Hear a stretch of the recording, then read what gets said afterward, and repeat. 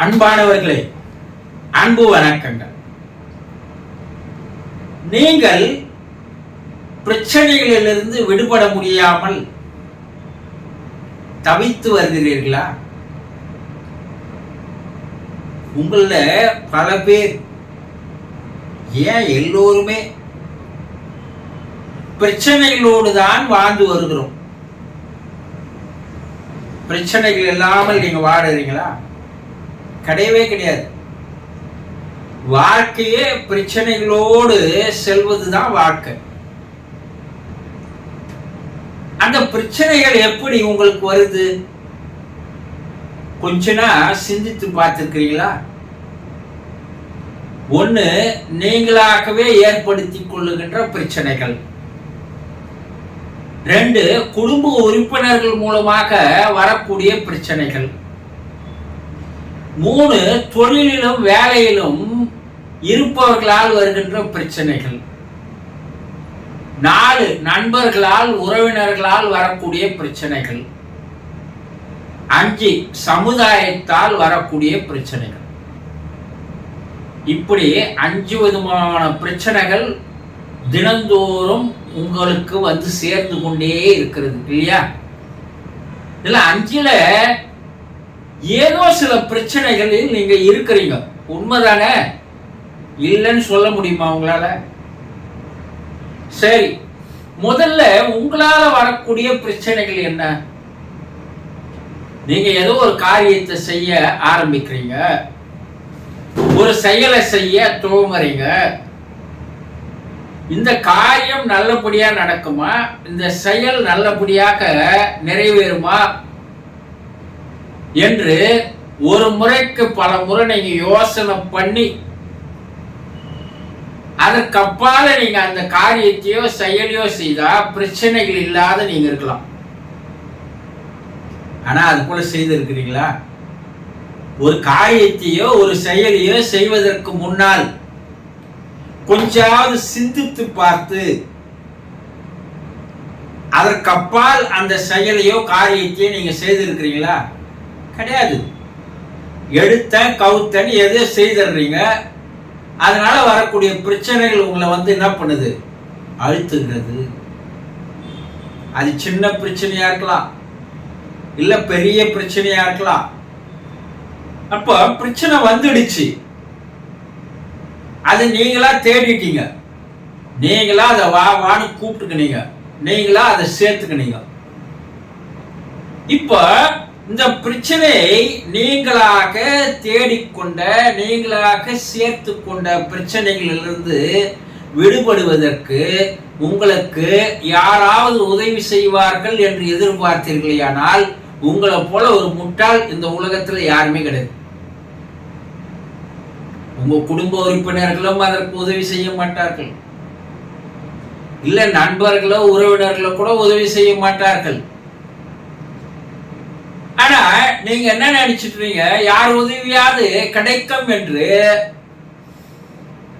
காத்து கொண்டு இருக்கிறீர்கள், ஏக்கத்தோடு இருக்கிறீங்க, எதிர்பார்ப்போடு இருக்கிறீங்க. ஆனா யாரும் உங்களுக்கு உதவ முன் வர மாட்டார்கள் என்பதை முதல்ல தெளிவா தெரிஞ்சுக்குங்க. இது தெரியாதனால்தான் உங்கள பல பேர் அந்த பிரச்சனையிலேயே மாட்டிக்கொண்டு வெளிவர முடியாமல் தவித்து வருகிறீர்கள்.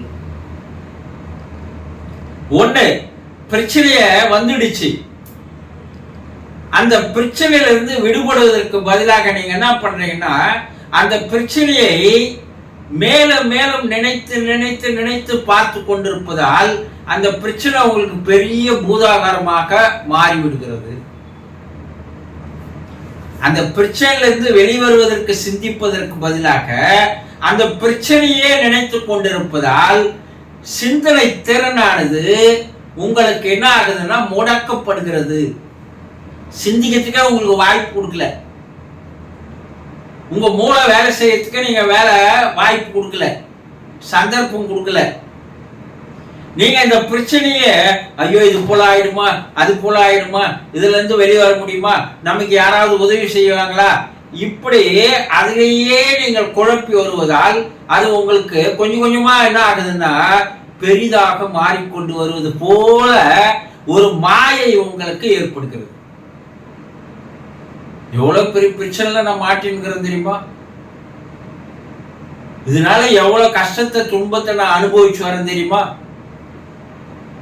எதை எப்போ அந்த பிரச்சனையே தான் என் கண் முன்னாடி வந்து நிக்குது. இப்படிதானே நீங்க நினைக்கிறீங்க, இப்படிதானே மற்றவங்க கிட்ட சொல்றீங்க. ஆனால் அந்த பிரச்சனையில இருந்து எந்த விதமான பிரச்சனைகளா இருந்தாலும் அந்த பிரச்சனையில இருந்து விடுபடுவதற்கு நீங்கள் தான் முயற்சி செய்ய வேண்டும், அக்கறை எடுத்துக்கொள்ள வேண்டும். வேற யாரும் வரமாட்டாங்க. வருவாங்கன்னு காத்திருந்தீங்கன்னா காலங்கள் போகும், பிரச்சனைகள் பெரிதாகி கொண்டே போகும். அப்போ எந்த வித பிரச்சனைக்கும் முதல்ல தீர்வு இருக்கிறது என்பதை நம்புங்க. 2 வருஷத்துக்கு முன்னாடி இந்த பிரச்சனை இப்போ உங்களுக்கு இருக்கா?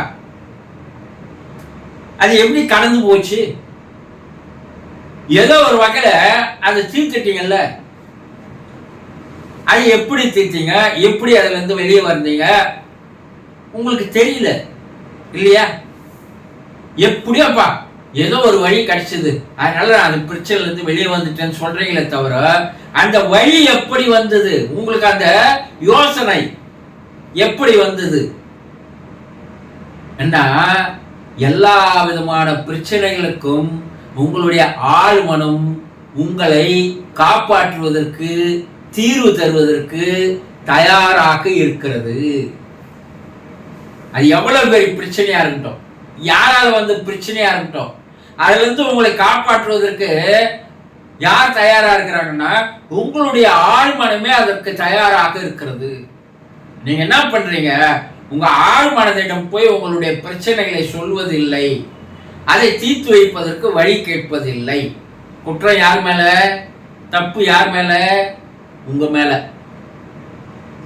மனம் அமைதியாக எவ்வளவு பிரச்சனை இருக்கட்டங்க, ஒரு அரை மணி நேரம் அமைதியா இருப்பதற்கு உண்டான ஒரு முயற்சி நீங்க எடுங்க. அதை பத்தி சிந்திக்காதீங்க, அதை பத்தி கவலைப்படாதீங்க, தூக்கி போடுங்க. பார்க்கலாம் என்ன இதனால என்ன போயிட போகுது பார்க்கலாம் என்ற ஒரு தைரியம் உங்ககிட்ட வந்தாவே போதும். உங்க பிரச்சனை, உங்க எதிரில் இருக்கிற பிரச்சனை சிறு சிறிதாக குறைய ஆரம்பிக்கிறது. இந்த தைரியம் இல்லாதனால அந்த பயத்திலேயே என்ன பண்றீங்க, உங்க பிரச்சனை பெரிதாக ஆனது போல நீங்க கற்பனை பண்ணிக்கிறீங்க. ஒரு அரை மணி நேரம் நீங்க தனியா அமர்ந்து எந்த விதமான கவலைப்படாத, பிரச்சனை பத்தி நினைக்காத, சிந்திக்காத நீங்க இருந்தீங்கன்னா உங்களுடைய ஆழ்மனம் அப்போது உங்களுக்கு தீர்வுகளை தருகிறது, வழிகளை காட்டுகிறது. அப்ப இதுக்கு முன்ன யாரு காட்டினதுன்னா அப்போ உங்க ஆழ்மனம் தான் காட்டியிருக்கு. ஒரு ராசா இருக்கிறாரு, அவருக்கு ஒரு பிரச்சனை, அந்த பிரச்சனைல இருந்து தீர்ப்பதற்கு அவருக்கு வழி தெரியல. அந்த ஊர்லயே இருக்கக்கூடிய ஒரு பெரிய அறிவாளியை கூப்பிட்டு இந்த பிரச்சனையில இருந்து எனக்கு தீர்க்கத்துக்கு வழி காட்டுப்பான்னு சொல்றாரு. இந்த அறிவாளியும் ஏதோ சிந்திச்சு சிந்திச்சு பாக்குறான், இதுக்கு வழி என்ன, இதற்கு தீர்வு என்ன. அவனுக்கு பல நாட்கள் ஆகிறது, ஆனா அதுக்கு வழியோ தீர்வு கிடைக்கல. ஒரு முறை அவன் என்ன பண்றான், போய் ஒரு ஆற்றுல போய் குளிக்கிறான். குளிச்சுட்டு சொல்லும் போது அவனுடைய மனம் என்ன பண்ணுது, ரொம்ப அமைதியாக மாறுகிறது. அப்போ ராசா அவனுடைய பிரச்சனைக்கு தீர்வு அங்கேயே கிடைக்குது அவனுக்கு. அப்ப நான் கண்டுபிடிச்சிட்டேன் யுரேகா யுரேகா அனு கத்திக்கின்னு அந்த ஆத்துல இருந்து ஏந்து நேரம் அரண்மனைக்கு ஓடி வரான். வந்து மன்னன் கிட்ட இத கண்டுபிடிச்சிட்டேன், உங்களுடைய பிரச்சனைக்கு தீர்வு இதோ என்ன சொல்றான். மன்னர் அவன் சொன்ன தீர்ப்பை கூட பார்க்கல, தீர்வு பார்க்கல. அவன் நிர்வாணமா இருந்ததை பார்த்து சிரிச்சாரு, என்னடா இப்படி வந்துக்கிறேன்னு. ஏன்னா ஆற்றுல இருந்து அதே வேகத்தோடு வந்துட்டான்.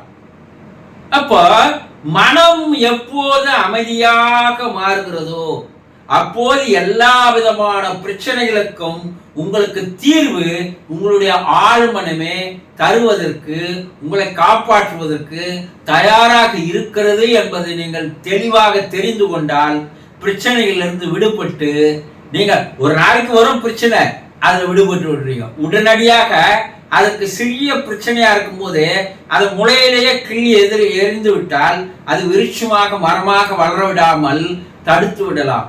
அப்ப தினந்தோறும் ஒரு அரை மணி நேரம் அமைதியாக இருப்பதற்கு முயற்சி பண்ணுங்க. எல்லா விதமான பிரச்சனைகளுக்கும் உங்களுடைய ஆழ்மனமே தீர்வுகளை தருகிறது என்பதை புரிந்து கொள்ளுங்கள்.